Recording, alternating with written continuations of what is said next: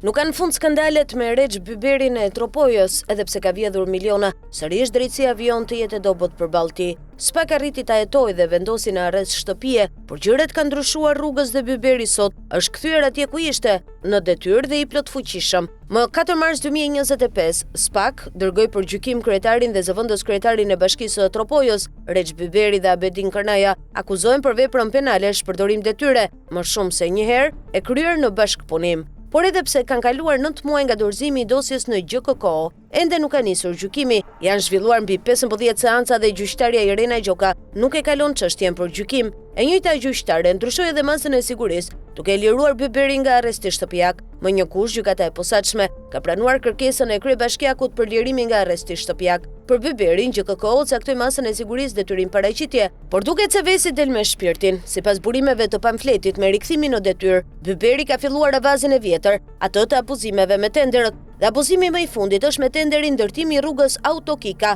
Gjarpri Dragobis Qafpaj, me fond limit 82.9 milion lek, i cili ka 3 vendime KPP për të zbatuar dhe nuk zbatohet, dhe një vendim të gjykatës administrative të apelit. Më 3 nëntor 2025, gjykata e apelit administrative ka marrë vendimin numër 92 duke vendosur refuzimin e kërkesë padisë së Bashkisë Tropoj dhe lënien në fuqi të vendimit të KPP, por KVO-ja e Bashkisë nuk vepron me urdhër të Rexh Byberit.